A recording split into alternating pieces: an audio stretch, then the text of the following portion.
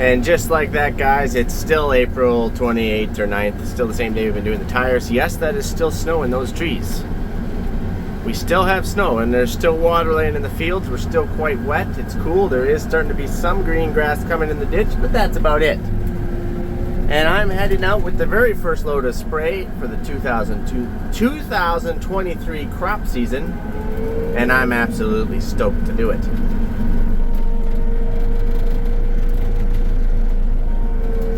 We're not going to go too far, just a couple miles to a nice close field. These are nice close fields too, but we're actually putting down a herbicide called Volterra, I do believe. That's just the trade name. I can't remember the group name. But anyways, we're hoping to control a few broadleafs in our lentils with the use of this particular herbicide.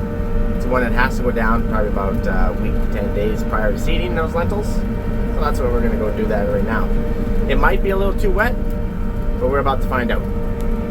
Alright, we're just pulling into the field here. Typically we would start here and make our headland, but you know, first load of the year, you're going to want to start over a hill.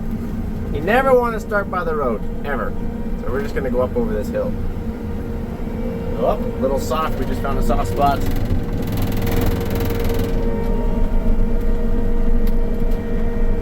here. Get up over this hill a little ways.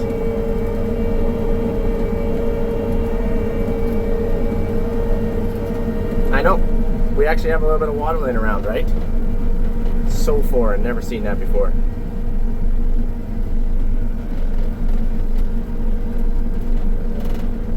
Basically anywhere in here we can boom out.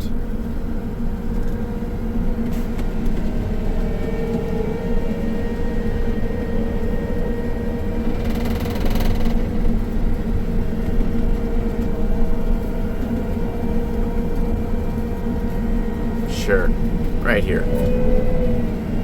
Change of plan, I moved a little bit, but first thing we want to do is create a new job. Field name. Nope, that's not.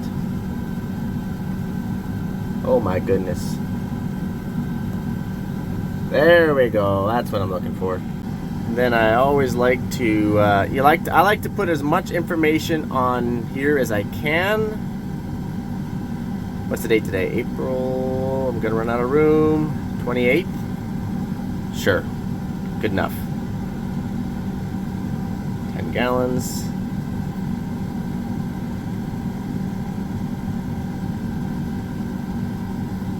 Open the job. It's either 28th or 29th. Let's fire up our pump.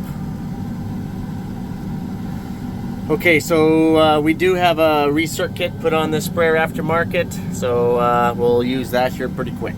First things first, we're gonna boom out. Where's my auto boom here? Right here. It's auto. Lift both sections. I'm not gonna lie, I gotta brush a little rust off, you guys.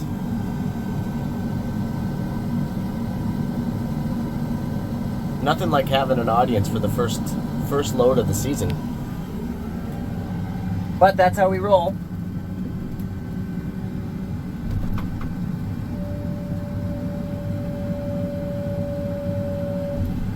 Everything is automatic. It's doing them both at the same time.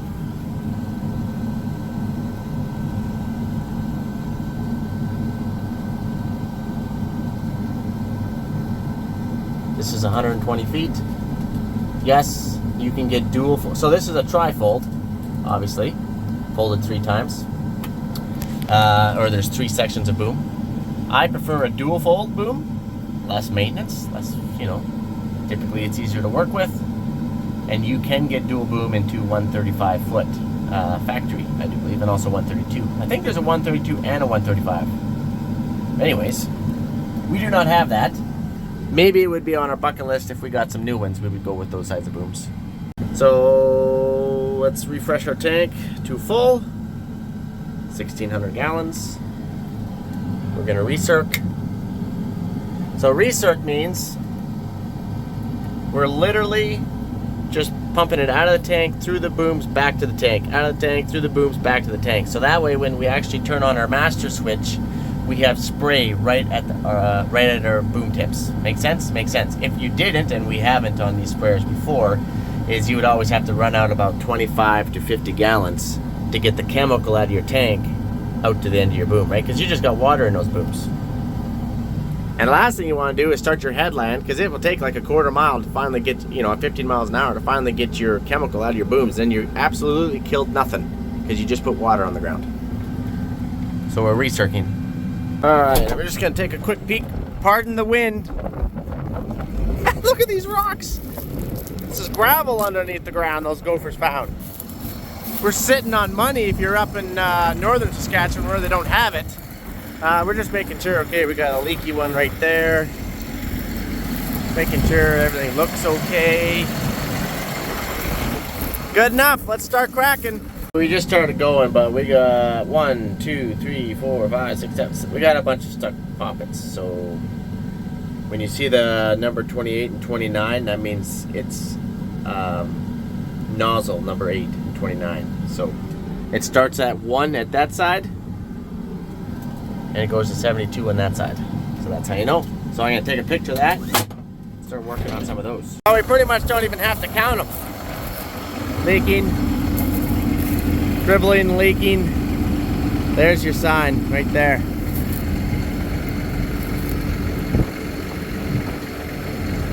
Oh well, it won't take very long here. I'm gonna start cracking. All right, so remember how this one was the leakiest, right? It was just pouring out all over the place.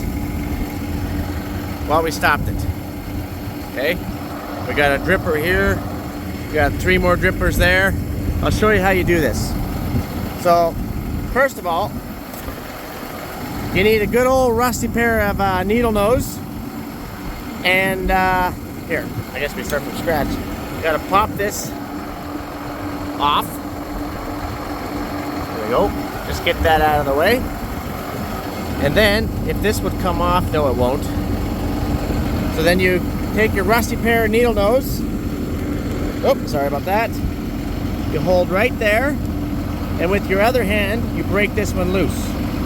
So I'm gonna put you down for a second. Okay, just like that. See how that will come off?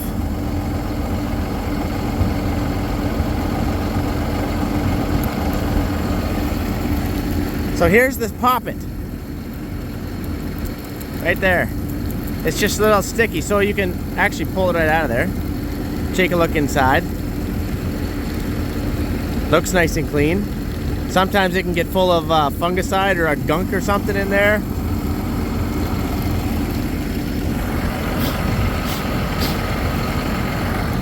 Looks okay. Now we'll just pop that poppet back in. That's all it is. That's the poppet. Just kind of gets sticky or full of fungicide or something. And yeah, that thing keeps peeing out even though all the valves are closed. It always will keep peeing. So take a look in there. Your rubber O-ring is still in there.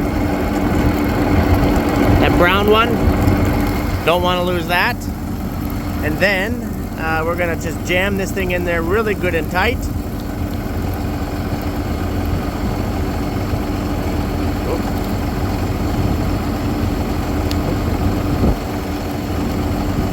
Like that. And then we're gonna stick our needle nose back. Look, already quit dripping. That's all it is. They just get a little sticky in there. So they're not hard to do, it's just kind of a pain in the butt. And obviously it would be a far wiser thing to do this when you just have water in it when you're wet testing. But I didn't wet test this, somebody else wet tested it. And anyway, it is what it is. So we're just gonna finish up, I think there's 6 more, and then I'm gonna hit the road. And we're going again.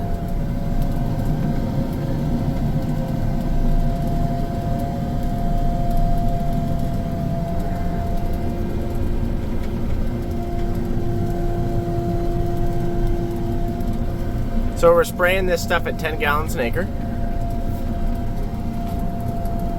And it's supposed to be on the ground for about a week or 10 days before we seed into it. Now it's kind of a gray area. I'd probably seed into it in 2 days if I really wanted to. They just say that it might hurt your lentils if you seed it into it too early, but I haven't seen any damage yet. In fact, Volterra at the best of times works about as good as you can throw it. So don't ask me why I keep using it. It's kind of like Edge. granular, it's like 50-50, but it's still $30 an acre for 50-50. 50% of the time it works, 50% of the time it doesn't. But anyways, we're just spraying up a storm here. Oh, it feels good to be out in the equipment, you guys. It feels awesome.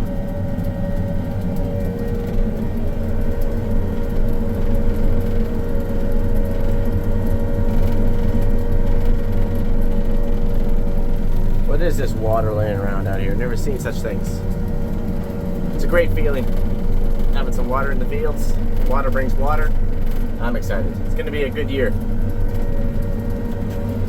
It's a bit windy outside. It's blowing about 38 kilometers, I do believe, out of the west.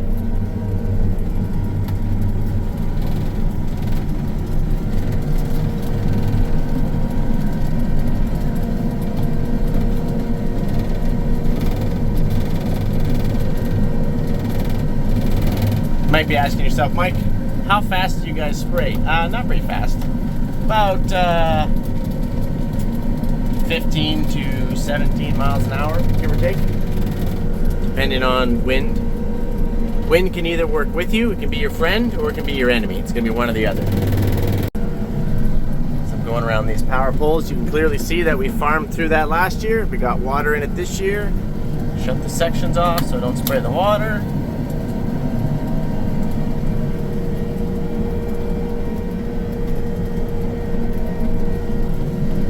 It's awesome to see.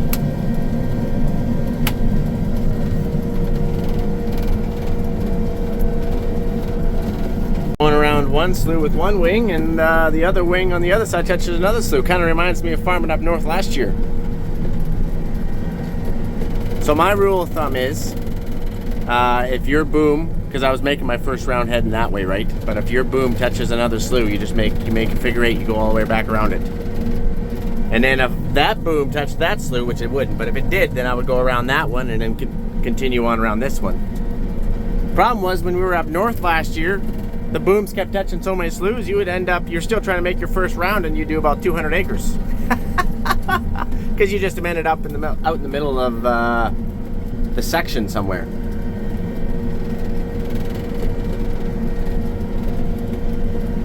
I would much rather go around some water though, you guys. Much rather go around some water. See, we're making our figure eight. So we started going around that one. So we'll just finish this one here, and then we're gonna jot over. Okay, jotting over. Perfect. And we'll pick up right here where this one left off. You guys understand what I did? Awesome. Slow down a little bit here. We don't have boom whip. Yes, we do have turn comp, so that way it will pick up the product as the boom is whipping around the end. But doing your first headland passes around power poles, it's good to be a little careful. Mike, will that chemical burn the grass? Nope.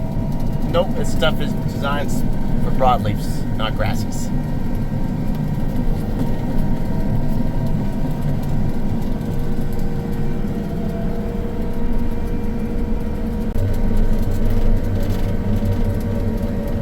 I feel like I need to kind of wash the front of my sprayer off. I got some bird poop on there. Well, we got 400 gallons, 40 acres left on board. We've sprayed about 120 acres so far. Definitely a lot of sloughs to go around because I don't want to get my sprayer muddy. You guys know I don't like getting things muddy. I'll show you what this map looks like here when we finish up. If you're wondering how big the field is that we're spraying, it's not that big of a field. It would be 3/4, so 480 acres. Down here at the South Farm, 480 acres is, I don't even know if that's the average size field. It's probably on the smaller end of the scale of things. I would say a section, 640 acres is probably our average size field. Our smallest field, if you're wondering, because that's probably a question too, is 40 acres. It's the smallest field we have on our farm. And our biggest field is around 5,800 acres. Perfect. I need to fill in that little gap right there. And then I can continue on some up and backs. Well, I think that's about a wrap. We've done about 158 acres. So as soon as we get down to the road down there, that will be it. We're already starting to run out by the look of it. I'm going to slow down a little bit here. The blue 10 is our target. The green 10 is the actual what we're putting out. It also shows you that we got 44 gallons left in our tank. Everything's working out perfectly. 1,600 gallon tank means that you can do 160 acres. Boomo! Don't worry, the tank's actually like 1,650. So, just come up to a stop here. Let's show you what we've done. This one. Not that one. You know, I have 50-50. Hey, oh. This is the one we want. Okay. There's our 3/4. Technically, we got to keep coming back around. We started halfway down the field, remember, because the road's over here along this side. We've done this quarter. We got a few more passes here to finish up this quarter, and then we'll go. This is a mile long over here, so we'll wrap that up next load. Well, we're not going to wrap it all up next load, but we'll wrap half of it. So yeah, you guys get the idea. I will catch you guys on the flipper.